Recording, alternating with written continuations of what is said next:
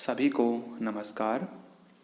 श्रीमती कुमानबाई पन्नालाल भंसाली राजकीय कन्या महाविद्यालय पाली से मैं जितेश कुमार जांगीड़ सहायक आचार्य चित्रकला सर्वप्रथम आप सभी का ऑनलाइन ई क्लासरूम में हार्दिक स्वागत करता हूं।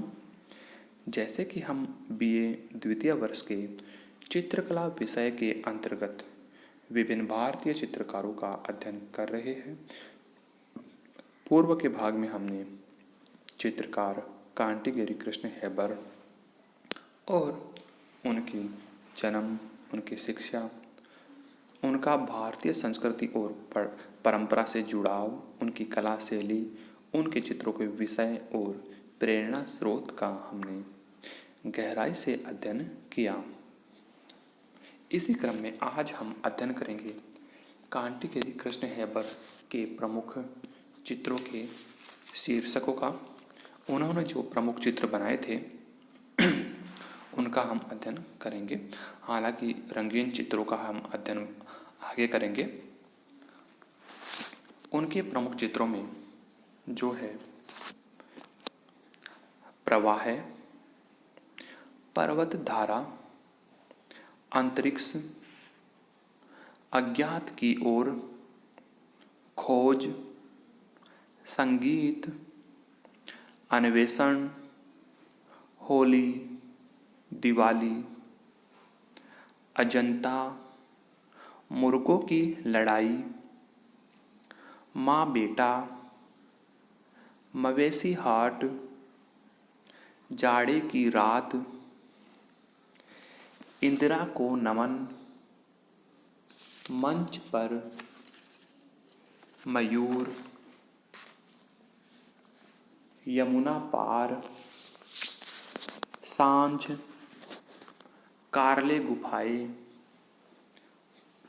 धान कूटते हुए, विवाह उत्सव, आकाश पर इत्यादि ये इनके प्रमुख चित्रों के शीर्षक रहे हैं। अब हम बात करते हैं इनके रंगों और रेखाओं की। के हेबर के प्रिय रंगों में लाल, पीला, नीला, गहरा भूरा, पीकॉक ब्लू इत्यादि है। ये इनके प्रिय रंग है। प्रकाश व छाया संयोजन से मुक्त यह रंग उनके चित्रों में लय वंद के साथ में प्रवाहित है। उन्होंने अपने कैनवास के हर हिस्से को समृद्ध रंगों से भर दिया और तूलिका घातों से सहज स्फुट ढंग से बनने वाले स्पंदनशील पैटर्न विभीषिका की कहानी कहते हुए लगते हैं। इन्होंने जो, जैसे कि मैंने बताया कि रंगों का जो है समृद्ध रंग योजना का इन्होंने तूलिका घातों के साथ में प्रयोग किया है, जो एक अलग ही पैटर्न जो है उसका निर्माण करते हैं। जैसे जैसे इनकी कला अग्रसर होती रही, वैसे वैसे इनकी रंग व रेखांकन पद्धति अत्यंत सुहावनी व सरल होती रही। इनके रेखा चित्रों में काव्यात्मक लय अत्यंत प्रचुर थी। हालांकि जैसा कि मैंने बताया था कि ये बहुत ही कम रेखाओं में चित्र को पूर्ण करते थे और इनकी रेखाओं में वास्तव में एक काव्यात्मक लय है वो मौजूद रही है। यह तो थी इनके रंगों की और रेखाओं की बात। अब हम बात करेंगे इनके यश, इनकी ख्याति, इनको प्राप्त विभिन्न पुरस्कार और इनके मान सम्मान की। कांटीगिरी कृष्ण हेबर को सन 1941 ईस्वी में कलकत्ता ललित कला अकादमी द्वारा स्वर्ण पदक प्राप्त हुआ था। इसके पश्चात सन 1947 ईस्वी में मुंबई आर्ट सोसाइटी के द्वारा भी इन्हें स्वर्ण पदक प्राप्त हुआ। तत्पश्चात 1955 ईस्वी में राष्ट्रीय ललित कला अकादमी नई दिल्ली के द्वारा भी इनको पुरस्कृत किया गया। के हेबर को 3 बार राष्ट्रीय ललित कला अकादमी नई दिल्ली से राष्ट्रीय पुरस्कार प्राप्त हुआ। सन 1961 ईस्वी में भारत सरकार के द्वारा इनको जो श्रेष्ठ पुरस्कार है पद्मश्री से सम्मानित किया गया। सन 1989 ईस्वी में भारत सरकार के द्वारा ही इन्हें पद्म भूषण प्राप्त हुआ एवं सन 1990 ईस्वी में महाराष्ट्र गौरव पुरस्कार भी इनको प्राप्त हुआ। तो ये तो थे इनके पुरस्कार और सम्मान, जिनमें जो श्रेष्ठ सम्मान है इनको पद्मश्री और पद्म भूषण जो भारत सरकार के द्वारा प्रदान किए गए हैं, इनसे इनको काफ़ी ख्याति मिली। K Hebbar artist centre Mumbai, Lalit Kala Akademi Karnataka, art society of India Mumbai, Bombay art society Mumbai, Lalit Kala Akademi नई दिल्ली के अध्यक्ष पद पर भी आसीन रहे हैं। निष्कर्ष के रूप में हम बात करेंगे, इनकी कला में शांति, आनंद, आशा, मानवीय संवेदना तथा ऊर्जा का प्रस्फुटन हुआ है, जो जीवन के तनाव और द्वंद्वों को दूर करके दर्शक को सरल, आत्मीय व आकर्षक लगती है। अतः हेबर ने कला के द्वारा जन सामान्य की संवेदना को अभिव्यक्त करने पर बल दिया और उनका कथन है कि भारतीय कला किसी से पीछे नहीं है, आज वह उसी स्तर पर है जिस पर पश्चिम की कला, अर्थात ये भारतीय कलाकारों के, भारतीय कला के पक्षधर थे। इन्होंने आगे इसी क्रम में कहा है कि हमारे कलाकारों की कृतियाँ विदेशी कलाकारों की कृतियों से किसी स्तर से कम नहीं है, पूरी तरह से ये भारतीय कला के पक्षधर है। अब हम बात करते हैं रंगीन चित्रों की। कुछ रंगीन चित्र जो मैंने ऑनलाइन माध्यम से संग्रहित किए हैं, जिसे मैं आपके सामने प्रस्तुत करूंगा। ये जो चित्र है वो कांटीगिरी कृष्ण हेबर के द्वारा ही निर्मित है, जिनमें आप इनके रंगों को, इनकी रेखाओं को, इनके चित्र संयोजन को अच्छे से अनुभव कर सकते हो, महसूस कर सकते हो, देख कर के जान सकते हो कि कौन कौन से रंग इन्होंने काम में लिए हैं, किस प्रकार से इन्होंने चित्रण किया है।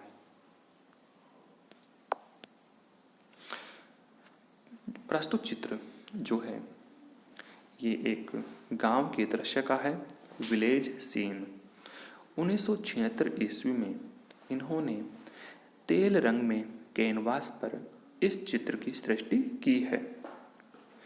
आप देख सकते हैं यह चित्र जो है एक ग्रामीण महिला का है, जिसमें पीछे जो है झोपड़ियाँ भी दिखाई दे रही है। यह महिला टोकरी बुनते हुए है और तेल रंग से यह चित्र इन्होंने निर्मित किया है। जैसे कि मैंने बताया था, इनको पिकॉक ब्लू रंग प्रिय था, तो इन्होंने जो है नीले रंग का, पिकॉक ब्लू कलर का इसमें प्रयोग किया है। और जैसे कि ये मजदूरों से, मछुआरों से प्रभावित थे, मैंने पूर्व में बताया था, उसी से प्रभावित होकर इन्होंने ये चित्र बनाया है, जिसका शीर्षक है बिल्डर्स। 1956 ईस्वी में इन्होंने यह चित्र तेल रंग में कैनवास पर बनाया था। जैसे कि आप देख सकते हैं मजदूर जो महिलाएं हैं, जो पुरुष हैं, किस प्रकार से जो है कंस्ट्रक्शन के काम में लगे हुए हैं। चित्र में लाल रंग का प्रयोग किया गया है अधिक मात्रा में। इनका जो प्रस्तुत चित्र है विक्टिम्स जो है शीर्षक से है, जिसका अर्थ है जो पीड़ित लोग हैं, दुखी लोग हैं, उनका चित्रण इसमें किया है। ये जो है गांव और नगर के जो जीवन के जो दुखी लोग हैं उनसे भी प्रभावित थे, तो इस तरीके से इन्होंने इनका चित्रण भी अपने चित्रों में किया है। 1961 ईस्वी में इन्होंने यह चित्र विक्टिम्स चित्र शीर्षक से निर्मित किया और यह चित्र तेल रंग के द्वारा कैनवास पर इन्होंने बनाया। चित्र में एक पुरुष और दो महिलाएं जो हैं बड़े ही मतलब एक शोकपूर्ण जो वातावरण इस चित्र में प्रकट हुआ है और ये पीड़ित लोग हैं, दुखी लोग हैं, ऐसा इस चित्र को देखने से हमें आभासित होता है। उनके स्वस्थ रेखांकन, उनके लयात्मक रेखांकन का उदाहरण प्रस्तुत करता ये चित्र है। कितना सुदृढ़ रेखांकन वो करते थे, कम रेखाओं में चित्र को पूर्ण करते थे। चित्र का शीर्षक है सूर्या। अब आप देख सकते हैं कितना अच्छा सुंदर उनका रेखांकन रहा है। रेखांकन में वे प्रवीण रहे हैं। चित्र जो है मार्केट का है, जो इन्होंने हैंडमेड पेपर पर जल रंग के द्वारा निर्मित किया है। बाजार में विभिन्न प्रकार की वस्तुओं को बेचते हुए पुरुष और महिलाएं चित्रित हैं। कुछ पुरुष और महिलाएं जो ग्रामीण महिलाएं हैं वो वस्तुओं को खरीद रही है। इन्होंने रंगों में लाल, पीले, नीले, गहरे भूरे रंगों का प्रयोग भी किया है। यह जो चित्र है वो हॉर्स डांस का है। आप देख सकते हैं इसमें घोड़ों की और मनुष्य आकृतियों की भरमार है। सशक्त रेखांकन का प्रयोग इन्होंने अपने चित्र में किया है।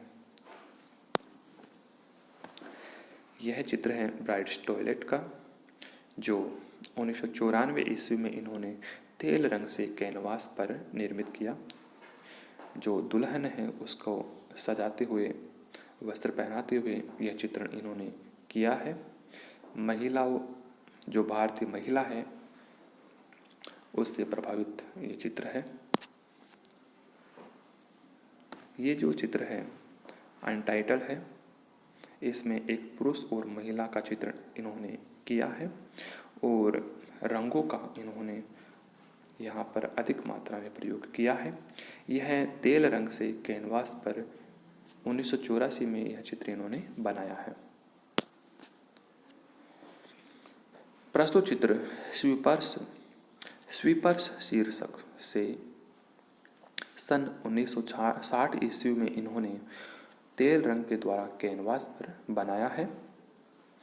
चित्र में आप देख सकते हैं कि पुरुष और महिला जो मजदूर है, जो सफाई कर्मी है, उसका चित्रण है, क्योंकि महिला के हाथ में एक टोकरी और एक झाड़ू है जो सफाई कर्मी नजर आते हैं, और पुरुष की एक तरफ एक झाड़ू है, जो लंबी सी झाड़ू है वो रखी हुई है।